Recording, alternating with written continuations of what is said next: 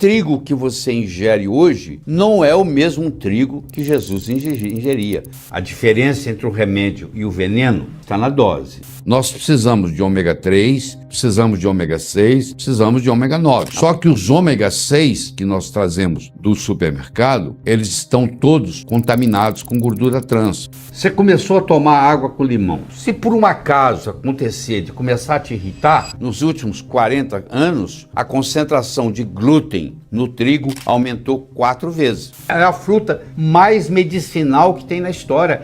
Nenhum organismo humano lida com esse trigo bem. Mesmo que você não tenha hipersensibilidade, você paga um prejuízo, paga um preço muito alto por estar ingerindo pão e massa diariamente.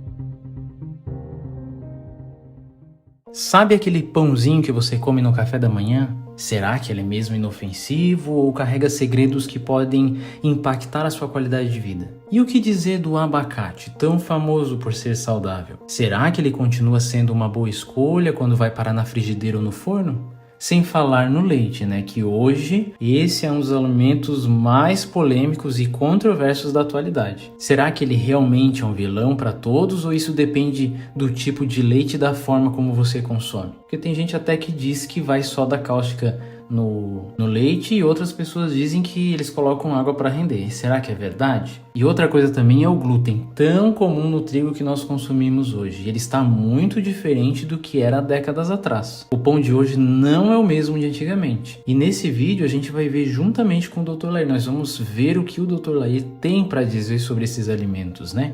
Será que nós estamos utilizando eles de forma errada? Será que nós estamos realmente conseguindo ganhar grande parte dos benefícios que eles trazem para nós? Sabia que o Dr. Lair nesse vídeo vai falar também até o tipo de vaca? Que o tipo de vaca que dá determinado leite pode explicar desde alergias de pele até problemas digestivos que nós muitas vezes nem percebemos. Então, se você quiser entender como pequenas mudanças no que você consome pode ter um impacto gigante na sua saúde e qualidade de vida, fica comigo nesse vídeo até o final, porque ele está recheado de informações práticas e revelações que podem transformar sua relação com a comida. Por isso, eu já peço que deixe o seu like e se inscreva no canal. Como é o caso, por exemplo, do abacate, que é rico em ácido oleico, que é um ômega 9, e que tem uma substância também chamada beta-citosterol, que baixa o colesterol ruim. Então tem ações diferentes. Então o abacate, ele é rico em ácido oleico. Só que esse ácido oleico,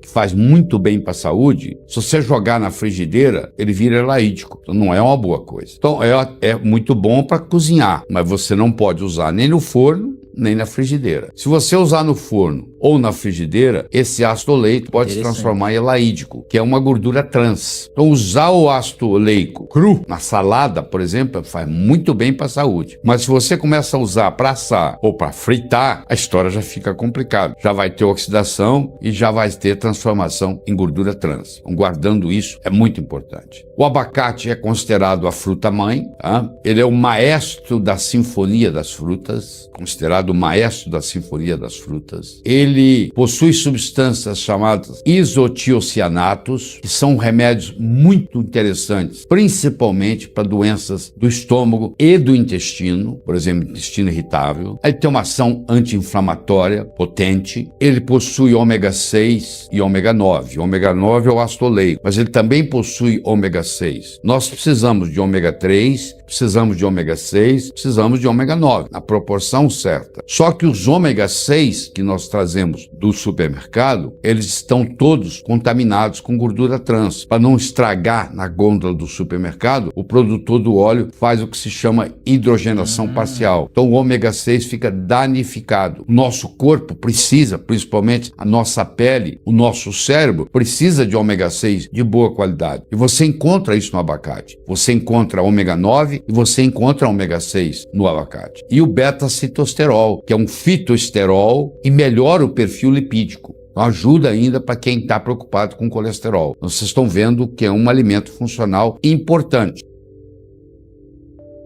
Pois é, o glúten que vem do trigo, nos últimos 30, 40 anos, houve um trabalho muito grande no aumento da produtividade do trigo. Ou seja, o trigo plantado render mais. Todo esse aumento na produtividade da plantação do trigo é focado no glúten. Nos últimos 40 anos, a concentração de glúten no trigo aumentou 4 vezes, aumentou 400%. Então, o trigo que você ingere hoje não é o mesmo trigo que Jesus ingeria. O pão que você come hoje não é o pão que Jesus comia. Tem nada a ver. Então, houve uma mudança muito grande. O trigo hoje, com a sua transgenicidade, a maioria transgênico, nenhum organismo humano lida com esse trigo bem. Mesmo que você não tenha hipersensibilidade, você paga um prejuízo, um preço muito alto por estar ingerindo pão e massa diariamente. Felizmente, hoje você pode ir no supermercado e adquirir pão sem glúten e adquirir qualquer tipo de massa sem glúten. Então, eu recomendo que você faça isso. E mesmo que você não tenha hipersensibilidade ao glúten, você trocar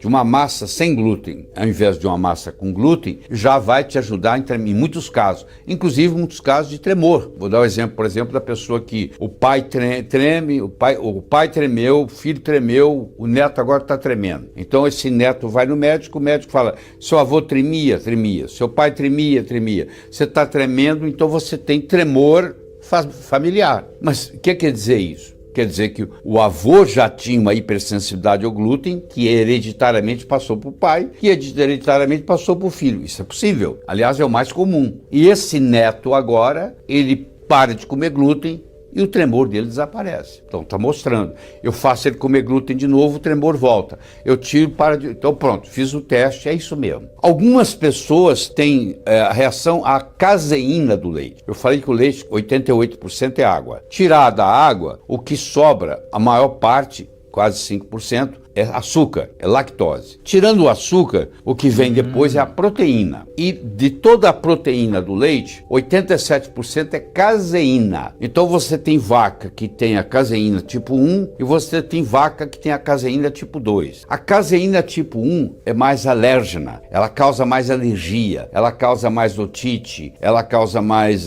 dermatite atópica. É a que vem, por exemplo, da vaca holandesa. Uma vaca holandesa, ela chega a dar 70 litros de leite por dia. Uma vaca zebu dá 3, 4 litros de leite por dia. A vaca holandesa tem a caseína 1. A vaca zebu tem a caseína A2. E sem falar do problema da lactose. Se eu sou de descendência asiática, se eu sou de descendente afrodescendente e tenho pouca lactase e eu tomo 2, 3, 4 copos de leite por dia, o meu organismo vai sofrer tremendamente. E quem que vai sofrer mais? O cérebro. Olha, o abacate é vendido como um verdadeiro superalimento, mas será que nós estamos usando todo o potencial dessa fruta ou desperdiçando tudo por falta de informação? Dr. Laíra aqui está trazendo essa informação claríssima pra gente hoje. E eu vejo muitas pessoas tratando ele como um coringa em certas receitas. Mas como ele mencionou, será que aquecer o abacate ou usar o óleo, eu acho que ele está falando sobre óleo de abacate. Eu não sei se vocês conhecem, né? O óleo de abacate eu nunca encontrei para vender, mas pelo que a gente pode ver aqui, aquecer ele não é uma boa ideia, ele se torna inútil. Então o que mais me impressiona é como, mesmo sendo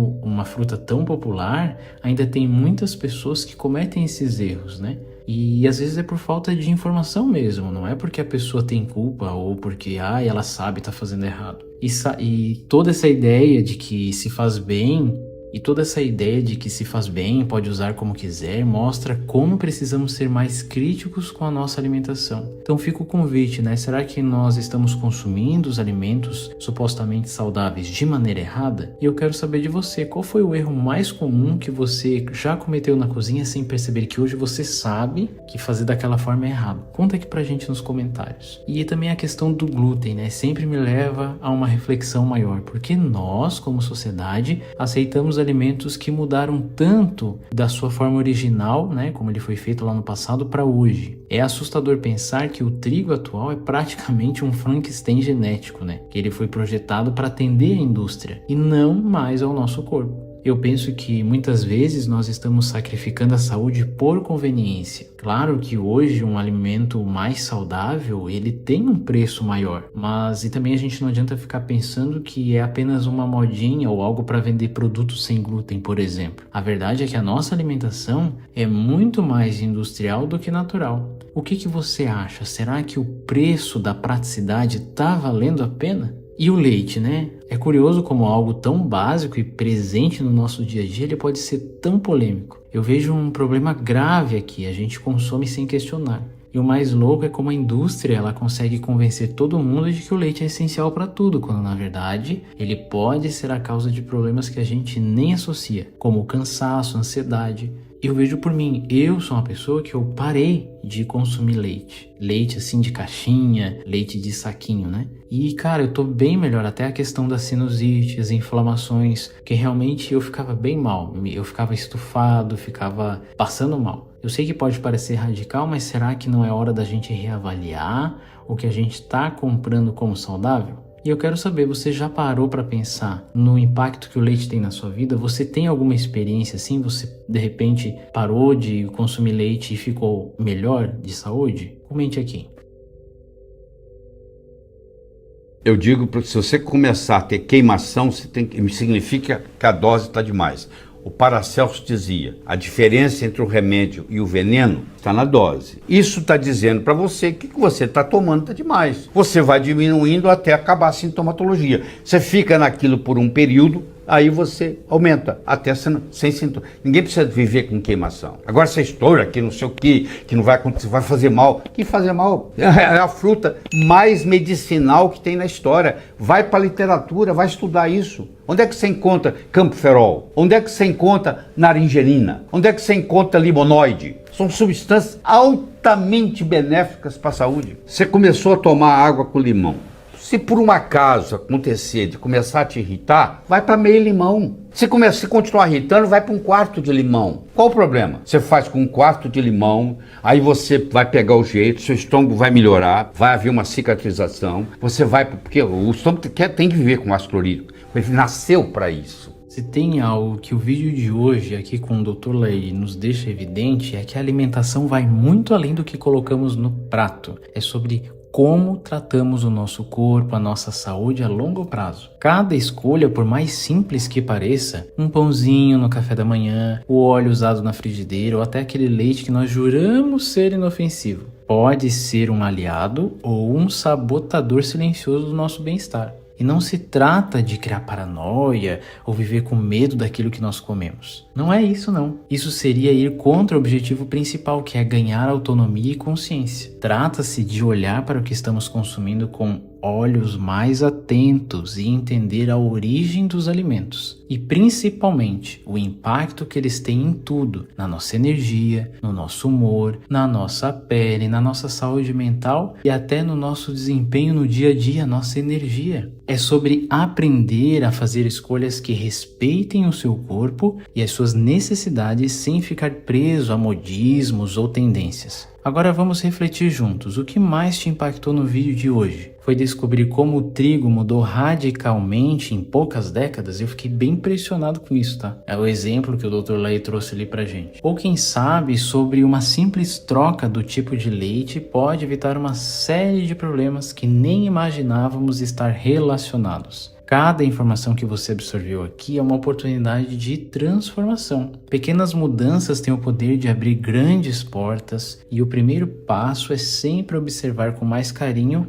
o que você anda consumindo. Então, se vai lá no mercado, fica mais de olho e não para por aqui. Eu quero muito saber de você o que mais te surpreendeu. Qual hábito você acredita que já pode começar a ajustar a partir de hoje? Compartilhe a sua opinião aqui nos comentários, porque assim, trocando experiências, a gente cresce e aprende juntos. Cuidar da saúde é um processo contínuo e ninguém precisa fazer isso sozinho. Vamos construir esse caminho juntos. E lembre-se, o futuro da nossa saúde começa com o que a gente faz agora. E nos vemos no próximo vídeo, então, até lá, cuidem-se bem e uma excelente semana para todos.